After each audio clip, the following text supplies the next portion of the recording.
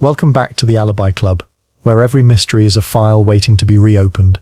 On the night of February 1st, 1959, 9 young hikers pitched their tent on the icy slopes of the Ural Mountains, in a place now infamous as Dyatlov Pass. There were students, athletes, and outdoor enthusiasts, tough enough to face the brutal Russian winter, experienced enough to survive terrain that would break most of us within hours.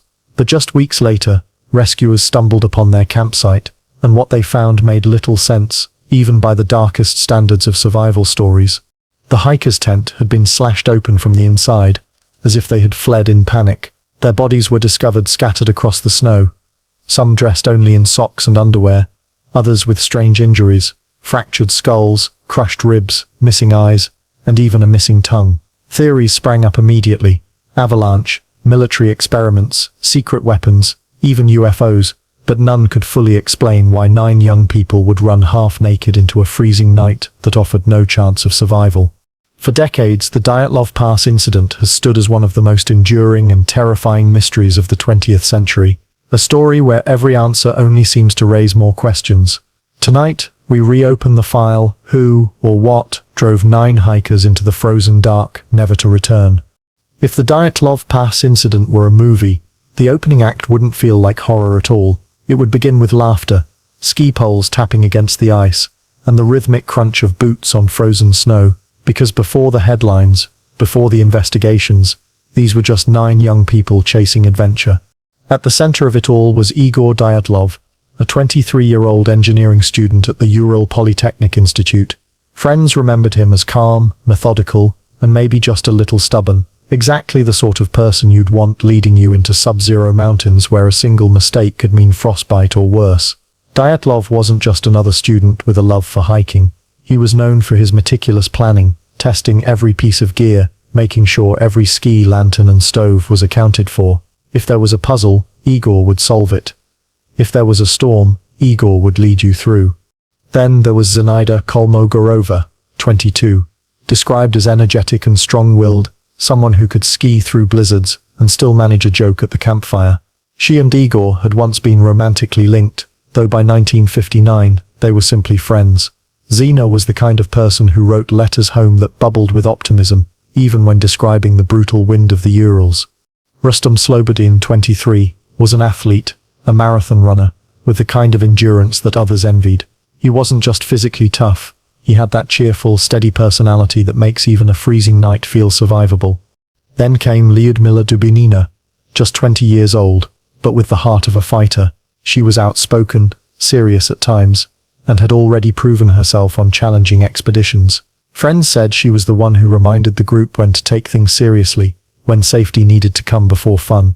Ironically, she would later become one of the most mysterious figures of the Dyatlov Pass story, her body discovered with injuries so bizarre that investigators couldn't explain them away. Yuri Doroshenko, 21, was larger than life, both physically and emotionally. He once fought off a bear with nothing but a geologist's hammer, a story his friends never forgot. He was fiery, passionate, and quick to act, but also deeply loyal. Nikolai Thibault-Brignol, 24, was part French by descent, quiet, reserved, but highly intelligent. He didn't stand out in the way some of the others did, but he brought a quiet stability to the group, the sort of person you could count on when things went wrong. Alexander Kolovatov, 25, was more of a thinker than an adventurer. He loved science and theory, and his friends sometimes teased him for being too serious. But he was also experienced in the outdoors, more than capable of handling himself in the mountains. And then there were the 2 Yuris.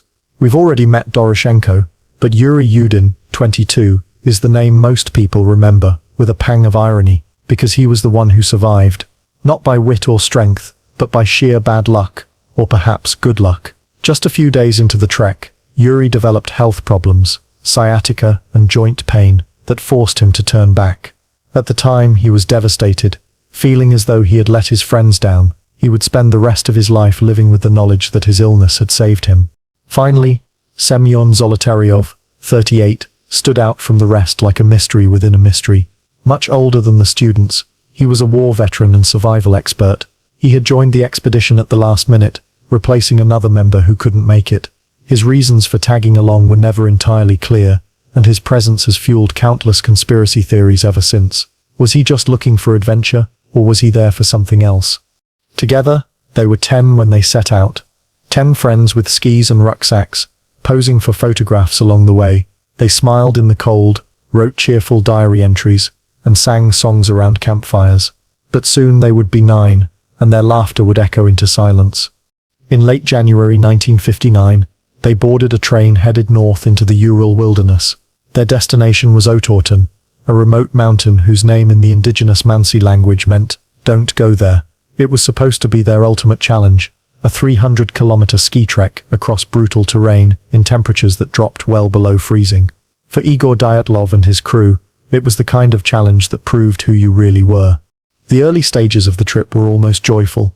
They kept diaries, snapped photographs, and even joked about the hardships. In one photo, they pose with mock-serious expressions as if playing at being explorers on a grand mission.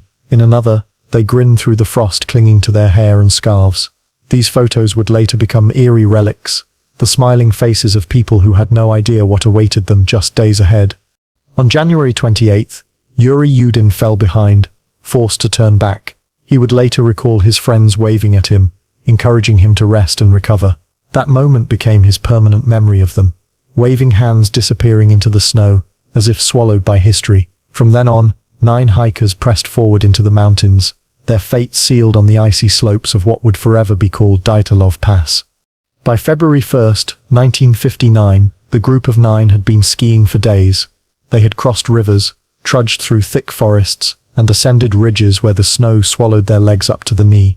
Their diaries still brimmed with optimism, jokes and sketches, but the conditions were worsening. Heavy snowfall and cutting winds slowed them down. They had fallen behind schedule, something Dyatlov surely noticed but didn't panic over. He was meticulous, and in his mind, delays were simply part of the journey. That day, they climbed higher into the Ural Mountains, approaching the slopes of Syakhl, a name that in the Mansi tongue meant Mountain of the Dead. Local law warned against lingering there, but to the hikers, it was just another destination on their route to Otorten. What they couldn't know is that this mountain would soon become the stage of one of the most enduring mysteries of the 20th century. The group intended to reach a wooded valley by nightfall, where they would find natural shelter, but a snowstorm closed in, and visibility plummeted. Imagine trudging up an endless slope, wind screaming in your ears, flakes of snow slicing your skin, and the horizon dissolving into a white wall. Dyatlov, recognizing the worsening weather, decided not to risk a dangerous descent into the forest. Instead, they stopped and pitched their tent on the barren eastern slope of Syakhl, a decision that puzzled many investigators later. Why stop on an exposed slope instead of retreating to the woods for shelter? Some theorized Dyatlov wanted to practice camping on open ground as part of their training. Others believed they may have simply lost their way in the storm, and decided to dig in rather than stumble downhill in the dark. Either way, they pitched their tent at an odd angle, cutting into the snowdrift for stability, securing it with skis, and stacking their heavy boots at the entrance. Inside, they arranged themselves shoulder to shoulder in a cramped but orderly fashion. 9 people, in a single canvas tent, huddled together, their breath turning into clouds of vapor that froze against the fabric. Photographs from that day, the last photos ever taken, show them working with quiet determination. Zina, smiling despite the cold, is caught mid-laugh. Rustam looks weary but content, adjusting his gear. Even Lyudmila, often the serious one, seems at ease. They ate a simple dinner, probably slices of pork fat, bread, and warm tea. Diaries found later revealed small moments of humor, jokes about the icy weather, teasing entries about each other's quirks. It should have been just another cold night in the Urals, but it wasn't. Hours later, something happened inside that tent. Something so terrifying, so urgent, that the hikers ripped their way out from within, slashing the canvas with knives rather than using the entrance. Their boots, their coats, even their basic gear were left behind. They fled half-dressed into the freezing darkness, into temperatures that dropped to -30 degrees Celsius. Theories would later swirl around this desperate exodus. Some suggested an avalanche, though the slope was too shallow, and later evidence didn't fully support that. Others whispered of military experiments, strange sounds in the night, or even panic brought on by infrasound, low-frequency vibrations capable of inducing fear and disorientation. But on that night, all anyone can say for certain is this 9 young hikers abandoned their only shelter, their only protection, and ran barefoot and underdressed into the howling winds of the Mountain of the Dead. In the snow outside, their footprints told a haunting story, calm, measured steps, as though they weren't running in panic but walking deliberately, almost resigned. Single file, 9 shadows pressed into the drifts, heading down the slope toward the tree line. It was the last clear trace they left of themselves before vanishing into darkness. That tent, found weeks later by searchers, became an icon of mystery, canvas slashed from the inside, sleeping bags still laid out, food untouched, boots neatly stacked, a scene frozen in time, a snapshot of terror without explanation. Whatever drove them from that tent remains the heart of the Dyatlov mystery, and as investigators would later discover, what lay at the bottom of the slope, in the forest below, was far stranger, far darker than anyone could have imagined. Section 4. The search begins. Silence from the mountains. When the hikers failed to send word by February 12th, their agreed-upon check-in date, no alarm was raised at first. Expeditions in the Soviet wilderness often ran late. Families reassured themselves that Dyatlov and his team were simply delayed by weather. After all, Igor Dyatlov was a responsible leader, and if anyone could handle a setback, it was him. But as days stretched into weeks, concern hardened into dread. By February 20th, the anxiety could no longer be ignored. Relatives of the missing hikers demanded action, pressing the Ural Polytechnic Institute to organize a search. At first the effort was modest. Fellow students and amateur volunteers bundled their gear and set off into the mountains. They retraced the planned route with hope in their hearts, still half convinced they'd find the 9 alive, stranded perhaps, but safe. As the days passed and no sign of the group emerged, the search expanded. The Soviet military got involved, bringing soldiers, helicopters, and professional rescue teams. This wasn't just a missing person case anymore, it had become a state operation. Families clung to rumors. Maybe the hikers were holed up in a cabin, maybe they'd simply taken longer than expected. But deep down, everyone began to sense the truth. Something was terribly wrong on that mountain.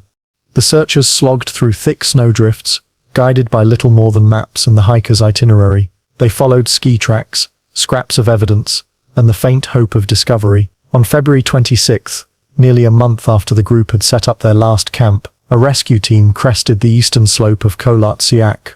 What they found there chilled them to the core. The hiker's tent was half buried in snow, tilted awkwardly into the slope. The canvas had been slashed open from the inside, as though someone inside had cut their way out in haste. The skis used as support still stuck in the snow, and the interior was eerily neat. Boots, coats, and even bread laid out as if waiting to be eaten. The sleeping bags remained spread out, unoccupied. It was as if the hikers had been ripped from their lives mid-sentence.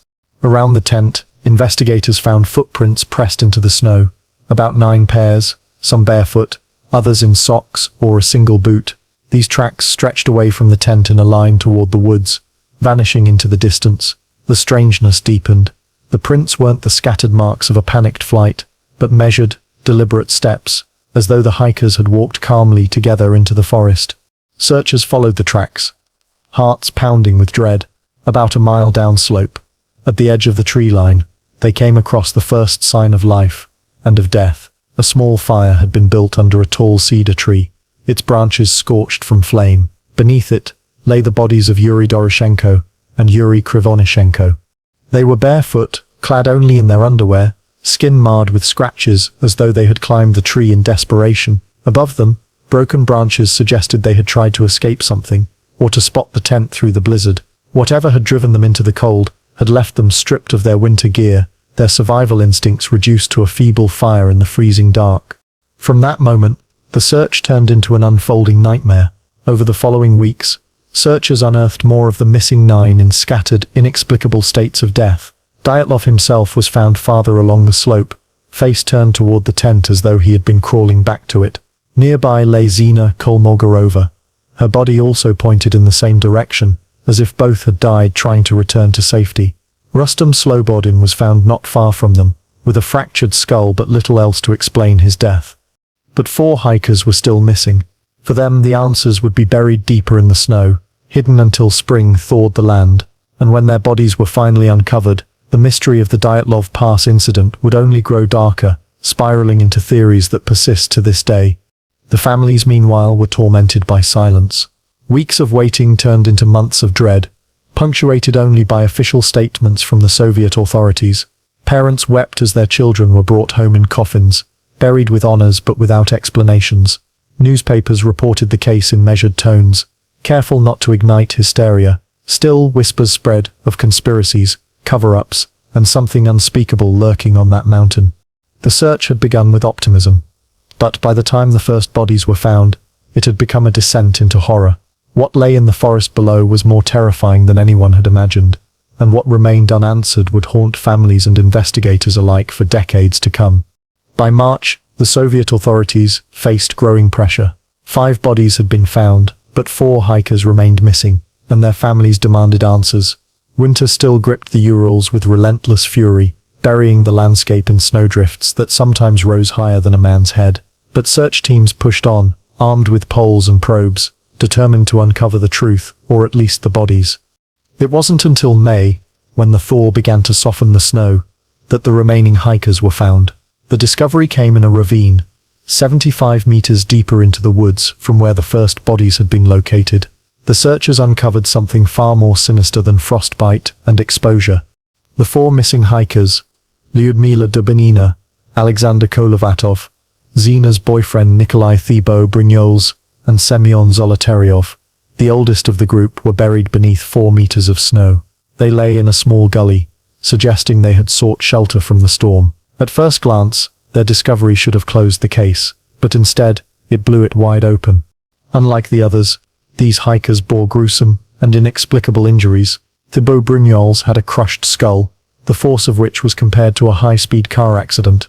Zolotaryov and Dubinina had massive chest fractures, ribs shattered inward with such violence that forensic experts stated no human could have inflicted the blows with bare hands. Yet strangely, there were no external wounds, no bruises, no lacerations, to explain the catastrophic trauma beneath the skin. It was as though they had been struck by some massive invisible force.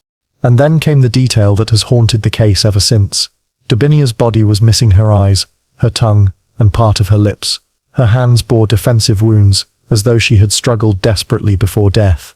Some suggested scavenging animals, others a decomposition quirk caused by the stream in which her body lay. But for grieving parents and conspiracy-minded theorists, this was too eerie to dismiss.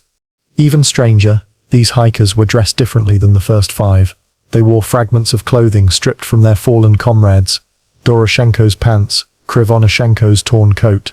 Some garments tested positive for radiation, faint but measurable, raising questions about what the group had encountered in the snow. Theories multiplied. Were they victims of a military weapons test, poisoned by radioactive fallout, or exposed to something far more unearthly? The investigators, bound by procedure, catalogued the evidence with meticulous detail. The ravine bodies seemed almost staged in their tragedy, Zolotaryov clutching a camera around his neck, as though he had tried to document the group's final hours. Dubinina rigid with terror even in death. Thibault-Brignoles collapsed as though struck by an unseen hammer. Meanwhile, the state carefully shaped the narrative. Official reports downplayed the more grotesque findings, offering an unknown compelling force as the cause of death. The phrase was maddeningly vague, inviting more questions than it answered. To the Soviet public, it was a phrase designed to end speculation. To history, it became a spark that lit decades of obsession. The families were left in limbo. Closed caskets, missing answers, and rumors of government secrecy turned grief into suspicion. The hikers had set out with youthful ambition. They returned as symbols of mystery and fear. Even among the searchers, whispers circulated. Some spoke of strange lights in the sky the night the hikers perished. Others recalled finding clothing that seemed scorched, as if by fire or heat.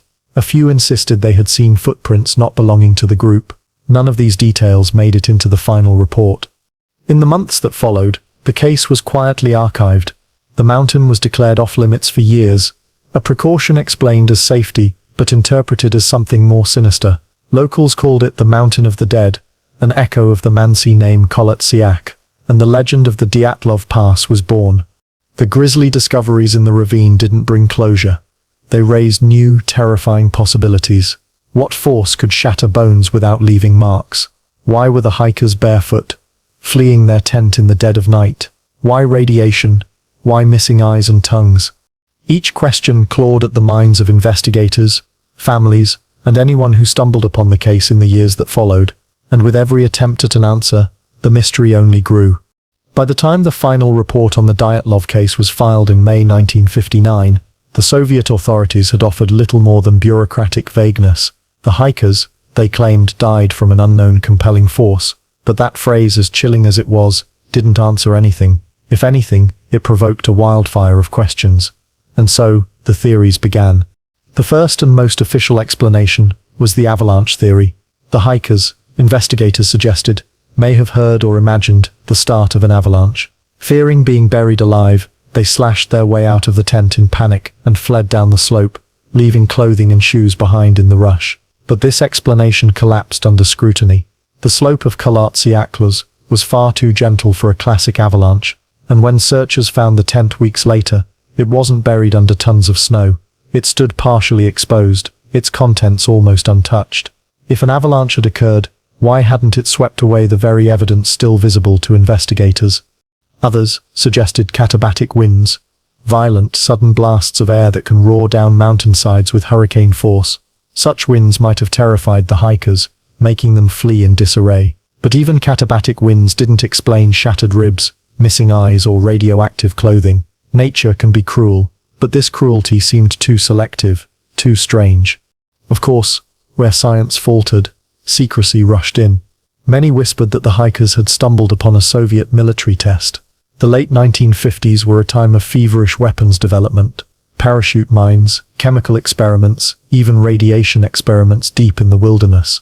Was it possible the group had wandered into an area they weren't meant to see? Radiation traces on the clothing seemed to suggest it. Some even claimed that local villagers reported strange glowing lights in the sky during that same week, fueling speculation of weapons tests, or something not of this world. And then, inevitably, the alien theories arrived. Bright lights in the sky, unexplained trauma that looked more like the aftermath of blunt force waves than human attack, missing tongues and eyes.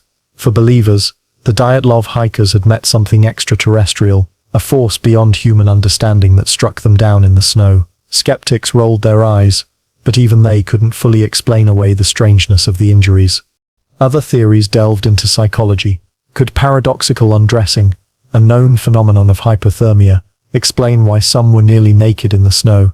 Victims of severe hypothermia sometimes tear off their clothes, believing they're burning up. But paradoxical undressing couldn't explain why the tent had been cut from the inside, or why some hikers were dressed in their companions' clothing. Still darker suggestions whispered of foul play. Perhaps the hikers had quarreled among themselves. Stress, exhaustion, and freezing conditions can turn friends into enemies. But even the most brutal fight couldn't crush a skull with the force of a car accident, nor shatter rib cages without bruises.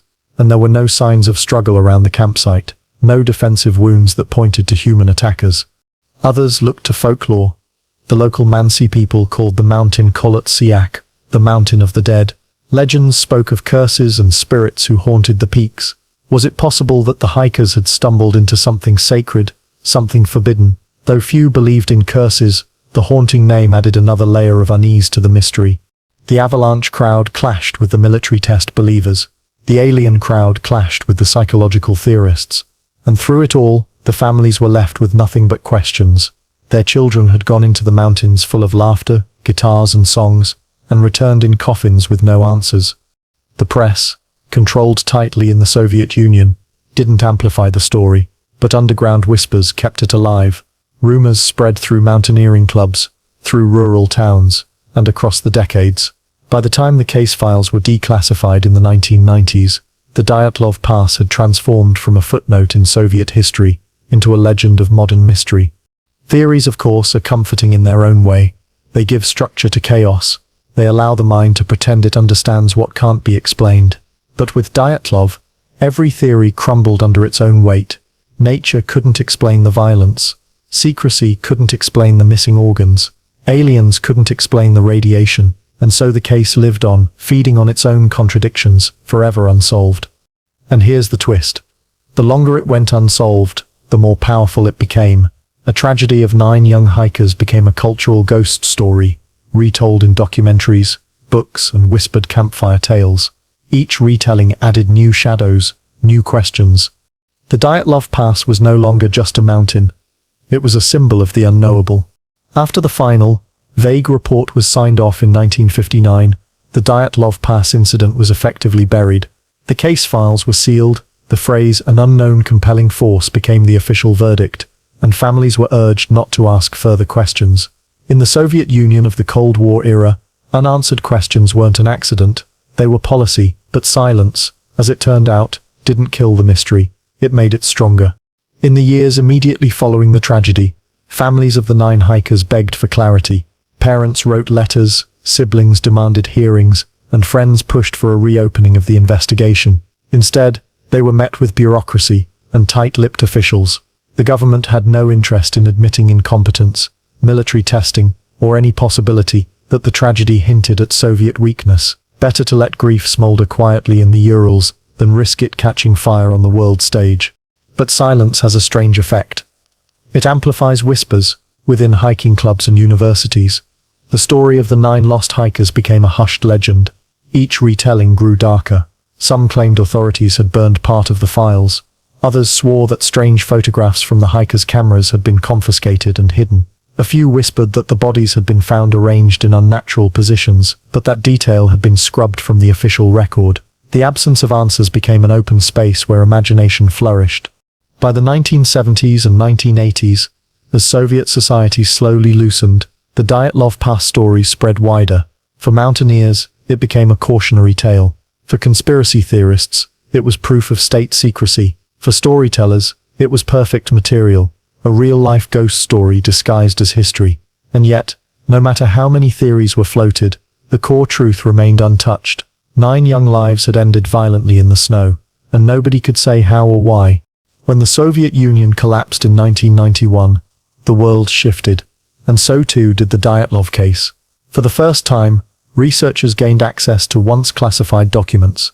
Investigators pored over autopsy reports, photographs, and handwritten notes. Journalists hunted down aging witnesses. Amateur sleuths began publishing books, each one layering new interpretations onto the same old evidence. Far from resolving the mystery, this explosion of information only deepened it. Every new detail seemed to contradict another. For the Russian public, the Dyatlov Pass became a cultural obsession. It was covered in newspapers, debated on television, and dissected in lecture halls. For the West, it entered the growing fascination with Cold War secrets. The hiker's story was now global, crossing borders, inspiring documentaries and novels. What had once been suppressed was now impossible to contain. And through it all, the government remained cautious. While files were released, definitive answers were never given. Officials occasionally reopened the case, in 1993, in 2015, again in 2019, but each time, the conclusions felt unsatisfying. The most recent explanation leaned back toward avalanches, citing new models of slab avalanches that might account for some of the damage, but for many, this felt like a bureaucratic attempt to put the genie back in the bottle. After 60 years of theories ranging from UFOs to weapons tests, to suddenly suggest it was just snow struck many as insultingly simplistic. Yet perhaps that was the point. The Dyatlov Pass was never going to be solved cleanly. Too much time had passed, too much evidence was lost, and too many theories had already taken root. In a way, the government's silence had planted a seed that grew into a forest of speculation, and now it was impossible to cut it down. For the families, this was the cruelest twist. The deaths of their children had been transformed into a cultural myth, picked apart endlessly by strangers. Some parents died without ever learning what really happened. Some siblings grew old repeating the same unanswered questions. Justice was buried under layers of theories, as unreachable as the hikers themselves beneath the snow. And yet, in the absence of closure, the Dyatlov Pass became something larger than the tragedy itself. It became a mirror for fear, curiosity, and the human need to explain the unexplainable. From Moscow to London to New York, people who had never seen the Urals in their lives could recite the details: the cut tent, the barefoot trek, the crushed ribs, the missing eyes. The case had escaped its borders, and in doing so, had become immortal. The Dyatlov Pass was no longer a Soviet mystery. It was now humanity's mystery. When 9 young hikers set out into the Ural Mountains in 1959, they were ordinary students chasing adventure. What returned was not just tragedy, but a story that would outlive them, a mystery that would refuse to be buried. Today, the Dyatlov Pass incident is more than a case file. It is folklore, it is conspiracy, it is campfire horror wrapped in history. The hikers themselves, Igor Dyatlov, Zina Kolmogorova, Lyudmila Dubanina, Rustam Slobodin, Alexander Kolovatov, Yuri Doroshenko, Yuri Krivonishenko, Nikolai Thibault-Brignoles, and Semyon Zolotaryov have become figures in a story retold thousands of times. Their names echo like characters in a Russian tragedy, frozen forever in youth. In Russia, the site itself became a pilgrimage destination. Trekkers from around the world now retrace the hikers' final steps, walking the snow-covered trail, standing at the meadow where the tent once stood. Some bring flowers, others bring cameras, but all arrive with the same question: what really happened here? For the families, it is a memorial. For adventurers, it is a test of endurance. For conspiracy hunters, it is hallowed ground. Popular culture quickly seized upon the case. In novels and films, the Dyatlov hikers appear as tragic protagonists in stories that blur fact and fiction. Documentaries have dissected the mystery in forensic detail, while horror movies have twisted it into supernatural tales. Even video games have borrowed from the imagery of the cut-open tent, the blizzard, and the sense of being watched by something unseen in the night. The Dyatlov Pass became shorthand for the unsolved. For the public, part of the fascination lies in the strangeness of the evidence. The tent, slashed from within. The barefoot trek through snow, the broken bones with no external wounds. The missing eyes and tongue. These are the details that read less like autopsy notes, and more like riddles. They lend themselves to cinematic retelling. A closed case with a clear explanation would have faded into a footnote of hiking accidents. But a case with jagged edges, the kind where each answer spawns two more questions, ensures eternal life in human imagination. In Russia, the case also carries cultural weight. It has been studied in universities, argued about on television talk shows, and even referenced in music. For older generations, it is a haunting reminder of the Soviet era, when secrecy was the norm. For younger ones, it is an introduction to a world where truth was deliberately obscured. Every retelling of the Dyatlov Pass is also a retelling of Soviet silence. Globally, the mystery spread through books, and later through the internet. Online forums became digital campfires, where strangers across continents traded theories, shared translated documents, and zoomed into grainy black and white photos of the hikers' last moments. In this new form, the Dyatlov Pass took on a life of its own, no longer a Russian mystery, but a global obsession. The hikers themselves, however, sometimes vanish behind the spectacle of the story. For their families, this has been bittersweet. On one hand, the continued interest ensures their children are never forgotten. On the other, the endless speculation can feel like exploitation, transforming personal grief into entertainment. Some relatives have spoken out, begging the world to remember that behind the mystery were real people: students, friends, children, dreamers. Still, the Dyatlov Nine have achieved a kind of immortality. They live on not just in official records, but in the imaginations of millions. Their story has been retold so often that it is less a tragedy than a modern myth. Every culture needs its mysteries. The Bermuda Triangle, Jack the Ripper, the lost colony of Roanoke. The Dyatlov Pass has joined their ranks, standing tall as Russia's contribution to the Great Hall of Unsolved Enigmas. And in that way, the Dyatlov Pass is both unspeakably tragic and strangely comforting. Tragic, because 9 lives were lost in violent, confusing circumstances. Comforting, because those lives are still remembered, still spoken of, more than 6 decades later. Mystery, it seems, grants a form of eternal life. Today, when hikers trek to the pass, they often leave makeshift memorials. A cross stands in the snow, engraved with the names of the 9. Tourists take photos, journalists write stories, filmmakers set up their cameras, but amid all the noise, the quiet truth remains. The Dyatlov 9 never truly came home, their story did. And perhaps that is the final legacy. Not the theories, not the autopsies, not even the speculation. It is the fact that we continue to tell their story, over and over, searching for answers that may never come. The Dyatlov Pass incident is no longer just a question of how 9 people died. It is a question of why humans cannot let go of mysteries, why we chase them endlessly through the snow. The hikers are gone, but their story endures. At the end of every theory, every autopsy, every retelling, one fact remains. 9 young people never came home. The snow-covered slopes of Kholat-Syakhl, the mountain of the dead, kept their secret in 1959, and they keep it still. No matter how many experts retrace their path, no matter how many documentaries are filmed, the truth is buried deeper than ice. The Dyatlov Pass incident is not just a tragedy. It has become a mirror. When people stare into the case, they often see themselves, their fears, their questions, their suspicions about the unknown. For some, it is about the unforgiving cruelty of nature.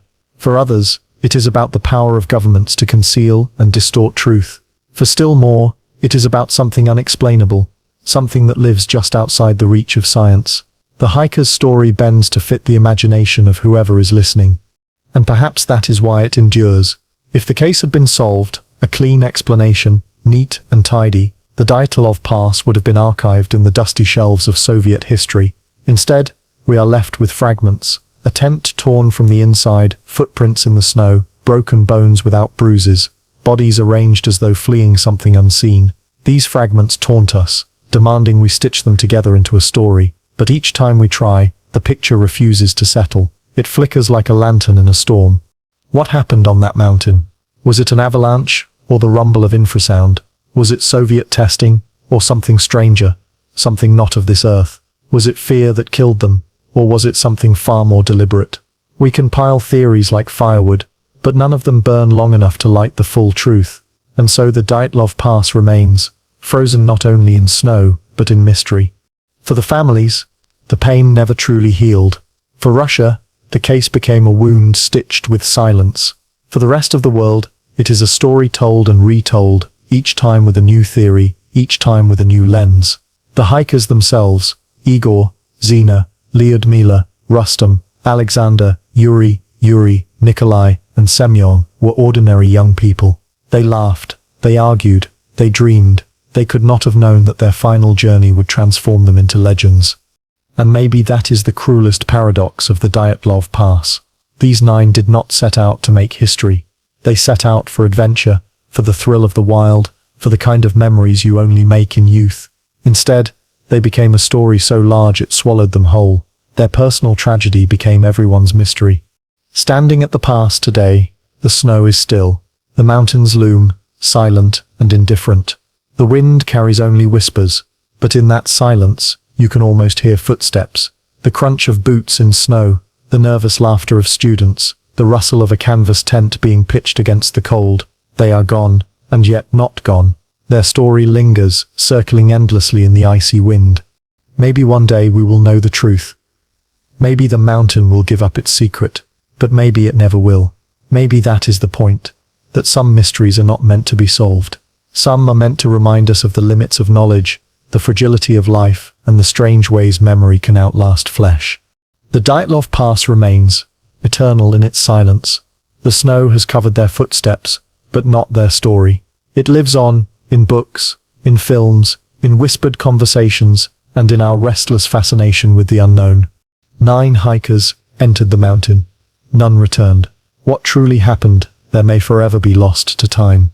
But the mystery, like the snow, will never melt.